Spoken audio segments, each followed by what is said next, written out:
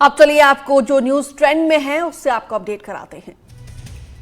महाराष्ट्र के कई जिलों में इन दिनों मानसूनी कहर का सामना करना पड़ रहा है। नांदेड़ से लेकर मुंबई तक हालात गंभीर बने हुए हैं। मौसम विभाग ने भारी बारिश का अलर्ट जारी किया है। देखिए 1 मिनट में पूरी रिपोर्ट।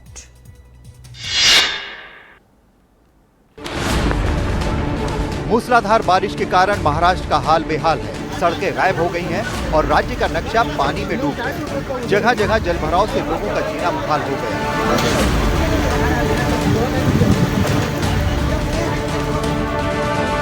रायगढ़, नांदेड़, पुणे, वर्धा समेत कई जिले भीषण बाढ़ की चपेट में हैं।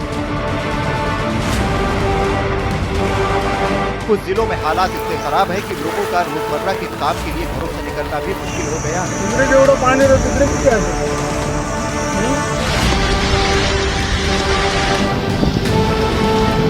हालात बद से बदतर हो चुके हैं। रायगढ़ में तो मंदिर परिसर में भी बाढ़ का पानी घुस गया है। चारों तरफ सिर्फ सैलाब का मंजर है। जहां एक और लोगों की मदद के लिए प्रशासन सतर्क है, तो वहीं लोगों की परेशानियां कम होते नहीं दिख रही।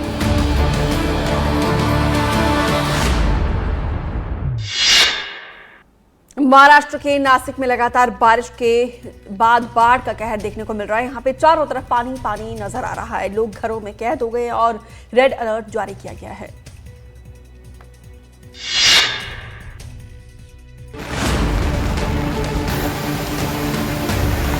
नासिक जिला बाढ़ के पानी से लबालब है। चारों तरफ सैलाब ने डेरा जमा लिया है। जहां तक आपकी नजर जाएगी वहां पानी ही पानी नजर आएगा। यहाँ सारी रात बारिश होती रही, जिससे हालात बन गए। साथ ही गंगापुर बांध से सुबह 9 बजे करीब गोदावरी नदी में 1500 क्यूसेक पानी छोड़ा गया, जिससे इलाके में पानी घुस आया और नदी किनारे रहने वाले लोगों को सतर्क रहने की चेतावनी जारी कर दी गई है।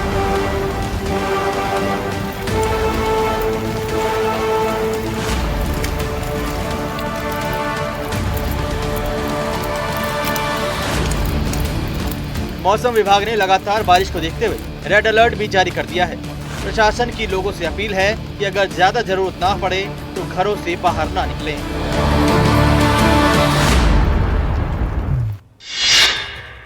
अब आपको ठाणे की तस्वीर दिखाते हैं। यहाँ भी बारिश से हाल बेहाल है। कल की बारिश से इलाके में आज तक जल भराव है।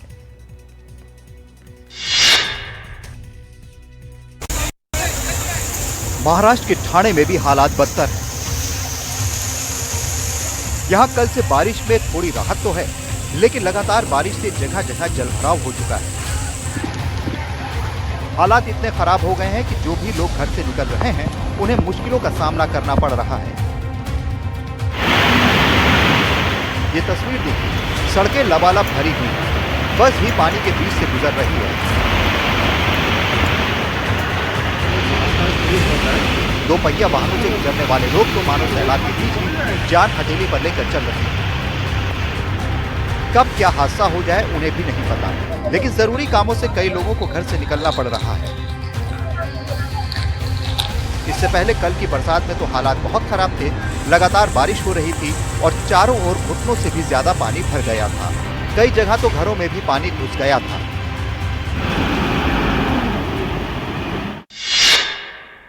मुंबई का जो हाल आप देख रहे हैं वो सिर्फ 2 दिनों की बारिश का नतीजा है। वैसे यहाँ पे पानी निकासी का जिम्मा बीएमसी यानी कि बॉम्बे म्युनिसिपल कॉरपोरेशन को होता है। देश के कई छोटे राज्यों से ज्यादा इसका बजट है, लेकिन हर साल की तरह इस बार भी बीएमसी के दावे पानी में बह गए हैं।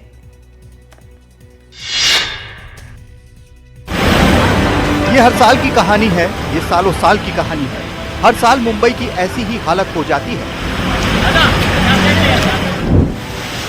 और ये हालत तब है जब मुंबई में सिविक सेवाओं की देखरेख करने की जिम्मेदारी जिस बीएमसी पर है वो देश का सबसे अमीर नगर निगम है।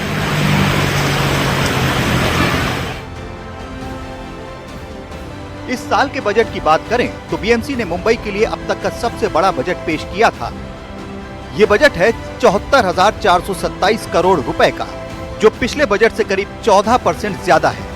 इसमें शहर की मूलभूत सुविधाओं के विकास के लिए 43,162 करोड़ का प्रावधान था। इनमें सड़क, गड्ढे, जल निकासी जैसी बातें भी आती हैं। वैसे वादे और दावे तो हर साल होते हैं कि सारी कमी दूर होगी, लेकिन होता क्या है ये आपके सामने है। भारी बारिश के बीच महाराष्ट्र के गढ़चिरौली का नगर परिषद दफ्तर सुर्खियों में है, जिस जगह से पूरा शहर का सिस्टम चलता है।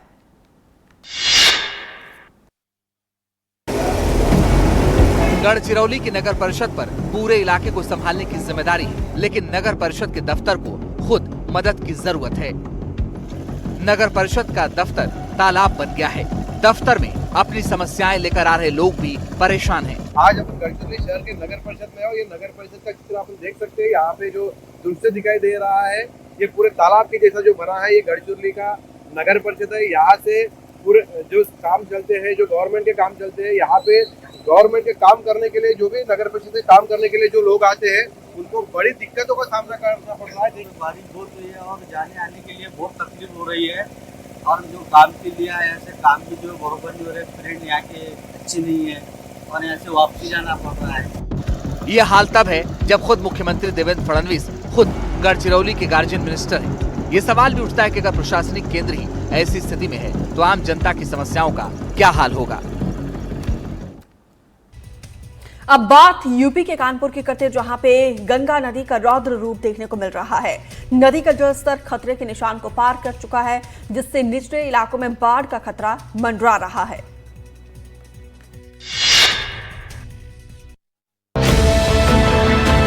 बारिश के बाद नदियों में भयंकर सैलाब देखने को मिल रहा है, जिससे इंसान ही नहीं जानवर भी डर गए।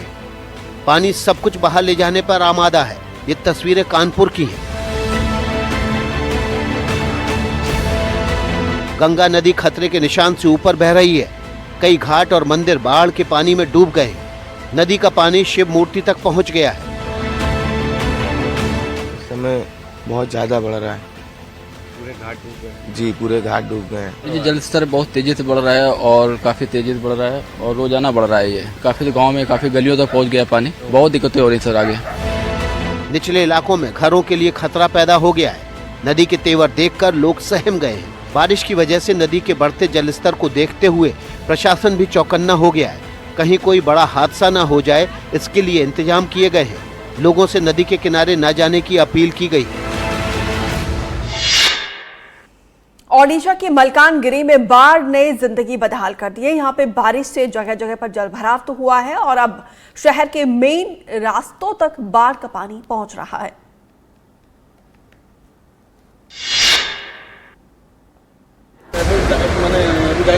ये तस्वीर ओडिशा के मलकानगिरी की है, जहां पूरी सड़क पर पानी की तेज धार से दोनों तरफ की आवाजाही बंद हो गई। लगातार हो रही भारी बारिश के कारण मलकानगिरी जिले में बाढ़ जैसे हालात पैदा हो गए हैं और गजपति जिले में एक प्रमुख सड़क रोक दी गई है। खराब मौसम के कारण इन इलाकों के लोगों को गंभीर समस्याओं का सामना करना पड़ रहा है। मलकानगिरी में पड़ोसी राज्य छत्तीसगढ़ के सुकमा जिले में झापरा पुल पर अब 3 से 4 फीट पानी भर गया है। इस वजह से मलकानगिरी और सुकमा के बीच का रास्ता पूरी तरह से कट गया। पुल के दोनों ओर कई वाहन फंस गए हैं। इस बीच मौसम विभाग ने मलकानगिरी के लिए रेड वार्निंग जारी की है, जिसमें कहा गया है कि अत्यधिक भारी बारिश, बिजली गिरने और तेज हवाएं 30 से 40 किलोमीटर प्रति घंटे की रफ्तार से चलने की संभावना है। महाराष्ट्र के कई इलाकों में भारी बारिश और बाढ़ का कहर देखने को मिल रहा है। सांगली में भी हालात इतने बिगड़ गए कि एनडीआरएफ की टीम को आना पड़ा।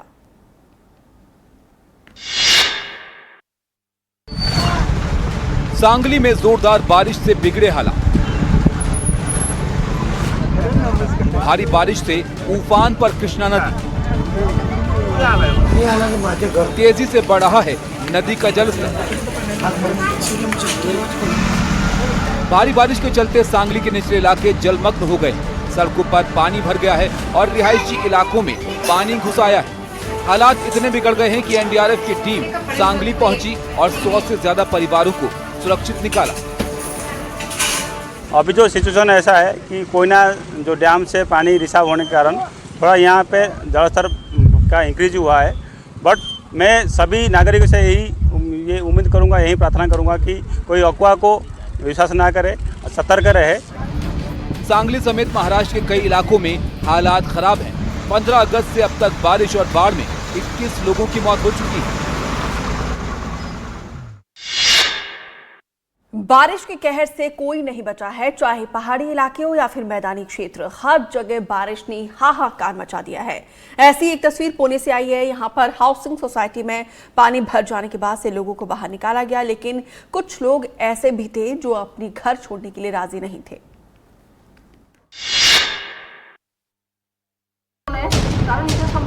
भारी बारिश सिर्फ पहाड़ों में ही नहीं बल्कि मैदानी इलाकों में मुसीबत बनी हुई है।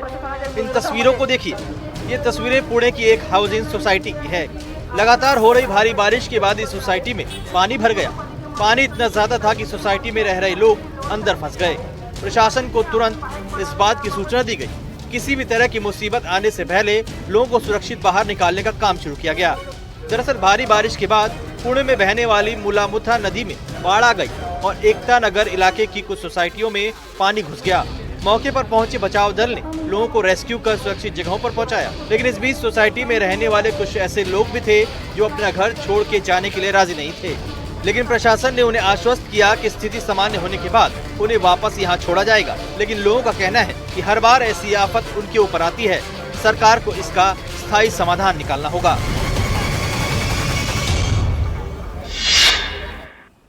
छत्तीसगढ़ के कांकेर में बाइक सवार 2 युवकों को उफनते नाले को पार करने की कोशिश करना भारी पड़ गया। दोनों पानी के तेज बहाव में बह गए। गनीमत ये कि दोनों की जान बच गई।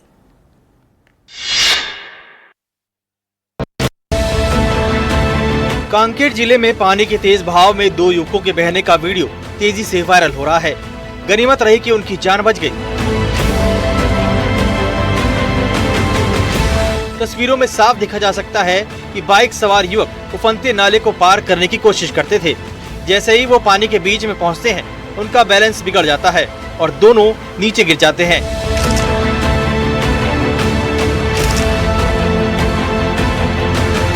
बाइक तो सैलाब में बह गई, लेकिन राहत की बात ये रही कि दोनों युवकों की जान बच गई।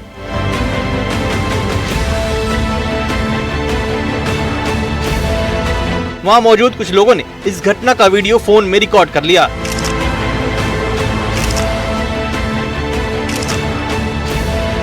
बारिश के कारण नदी नाले उफान पर हैं। ऐसे में अक्सर लोग जान जोखिम में डालकर पानी के तेज बहाव को पार करने की कोशिश करते हैं।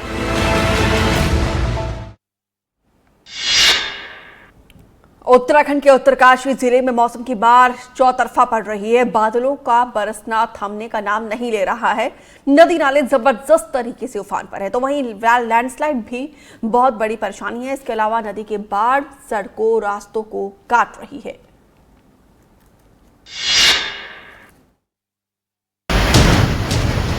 बीते दिनों उत्तरकाशी में बारिश ने जो कहर बरपाया, उससे उबरना आसान नहीं है। अभी लोग धराली की आपदा से जूझ ही रहे हैं कि एक और मुसीबत ने लोगों को घेर लिया है। वो मुसीबत है उत्तरकाशी जिले में लगातार हो रही बारिश। जगह जगह भूस्खलन से लोगों के अंदर दहशत है। देर रात से लगातार हो रही बारिश लोगों के लिए परेशानी का सबब बनी हुई है। यमुना घाटी में बारिश ने रौद्र रूप ले लिया है, तो वहीं पुरोला में बारिश के बाद पुमोला खंड और कमल नदी उफान में है। सड़कों पर मलबा और बरसाती पानी इकट्ठा हो गया है, जिससे रास्ते बंद हैं।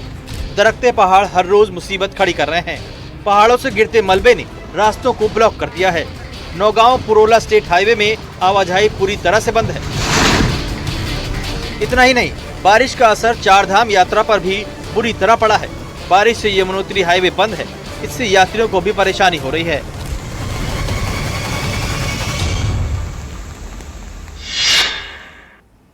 हिमाचल प्रदेश के तमाम जिले मौसम की मार हर रोज झेल रहे हैं। नदियां अपने चरम पर हैं। पहाड़ों से पत्थर और मलबा लगातार गिर रहे हैं और आए दिन फ्लैश फ्लड जैसी घटनाएं सामने आ रही हैं। ताजा तस्वीरें कुल्लू से आई, जहां पे बीती रात एक नाले में रौद्र रूप देखने को मिला है।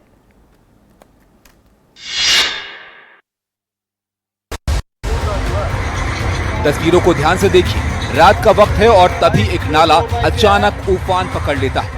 घटना कुल्लू के शास्त्री नगर इलाके की है। रात के करीब 3:30 बजे यहां फ्लैश फ्लड आ गई, जिसके बाद आसपास खड़े 3 से 4 वाहनों को नुकसान पहुंचा है। गनीमत रही कि इस घटना में किसी भी तरह की कोई जनहानि नहीं हुई है, लेकिन स्थिति काफी ज्यादा नाजुक बनी हुई है। अब जरा इस नाले को देखिए, इस नाले में पानी का बहाव काफी ज्यादा है और पास में ही बसे इस मकान पर भी भारी खतरा मंडरा रहा है। बरसात का मौसम आते ही इस इलाके में अक्सर ऐसे हालात पैदा हो जाते हैं, लेकिन बीती रात आए सैलाब के बाद लोगों में दहशत बैठ गई है। बता दें कि कुल्लू में पिछले 24 घंटे से लगातार बारिश हो रही है, जिससे नदी नालों में उफान है, जगह जगह भूस्खलन हो गया, सड़कें भी टूटी पड़ी हैं। ऐसे में स्थानीय लोगों की मुश्किलें काफी ज्यादा बढ़ गई। स्थानीय लोगों का कहना है कि जल्द से जल्द उन्हें इस आफत से छुटकारा चाहिए। महाराष्ट्र में बारिश और बाढ़ से सबसे ज्यादा प्रभावित जिलों में रायगढ़ भी शामिल है। लगातार बारिश की वजह से यहाँ पे हालात बहुत खराब हो रहे हैं। महाड़ का झरना खतरनाक तरीके से बह रहा है। ओंकारेश्वर मंदिर परिसर में पानी भर गया है।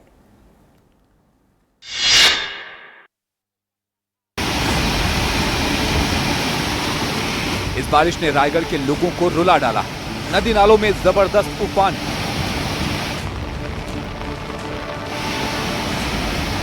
महाड़ इलाके में इस झरने को देखिए, गिरते हुए पानी की गूंज बता रही है कि खतरा कितना बड़ा है।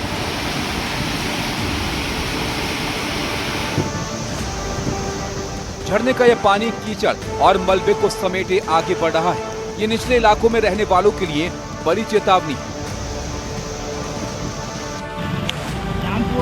अब जरा ओंकारेश्वर मंदिर परिसर का हाल देखिए, चारों तरफ पानी ही पानी भरा है। रोजाना आने वाले श्रद्धालु नजारत, मंदिर प्रबंधन से जुड़े लोग भी नजर नहीं आ रहे। ऐसे हालात में स्थानीय प्रशासन ने लोगों से सावधान रहने की अपील की। नदी किनारे बसने वालों को चेतावनी जारी की गई है।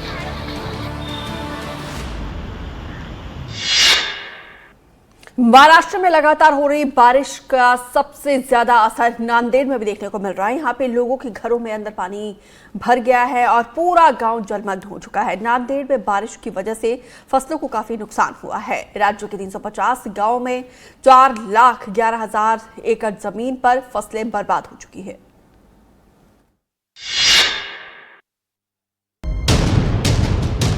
ड्रोन से ली गई इन तस्वीरों को देखकर साफ पता चलता है कि जो मकान कच्चे थे वो सैलाब की मार नहीं झेल पाए। लोगों की झोपड़ियों की छत तक बिखर चुकी है।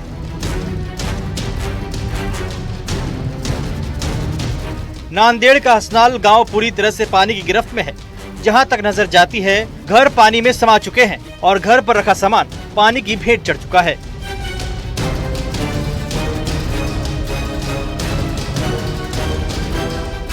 नांदेड़ में कुदरत ने सबसे ज्यादा तबाही मचाई है। यहाँ मुखेड़ तालुका में बादल फट गया और लेंडी बांध का जलस्तर अचानक बढ़ जाने से पूरे गांव में हाहाकार मच गया।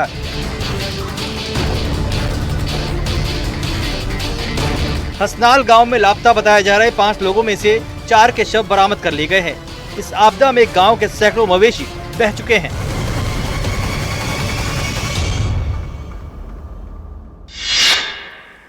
जन सुनवाई के दौरान दिल्ली की मुख्यमंत्री रेखा गुप्ता पर हुए हमले की जांच चल रही है। हमलावर फरियाद सुनाने के बहाने उनके पास पहुंचा था। ये आरोपी कौन है, ये दिल्ली कब आया, हमले क्यों किए गए, इस रिपोर्ट के जरिए जानिए।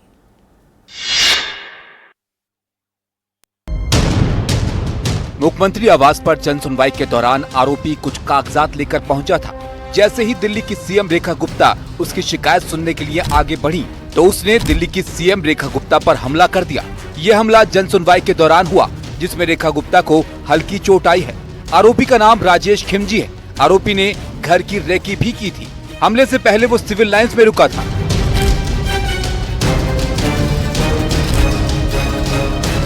हमले के बाद सीएम हाउस में अफरा तफरी मच गई।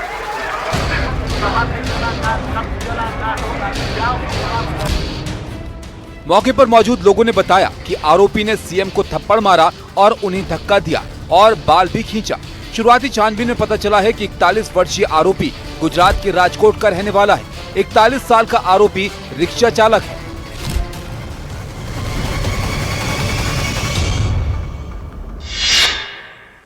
सीएम रेखा गुप्ता पर हमला करने वाले आरोपी का एक वीडियो भी सामने आया है। इसमें साफ हो गया कि आरोपी राजेश ने हमले से पहले सीएम के निजी आवास की रेकी की थी।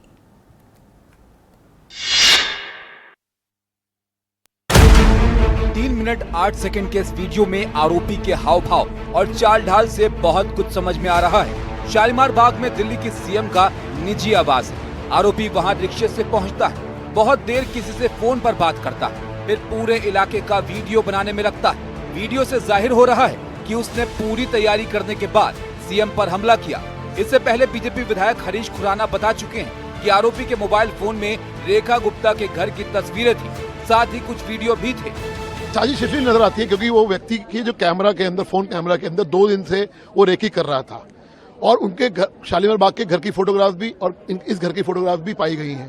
तो इसके मतलब कहीं ना कहीं कुछ ना कुछ उसकी प्री मंशा में था, साजिश उसके मन में थी। माना जा रहा है कि आरोपी ने हमले की तैयारी कम से कम 24 घंटे पहले की थी। उसके बाद राजनिवास स्थित सीएम हाउस पहुंचा था। अब ये वीडियो पुलिस के हवाले है और पुलिस हर एंगल से जांच कर रही है। इस बुलेटिन में मेरे साथ इतना ही। आगे देखिए 24 से 24 हेडलाइंस।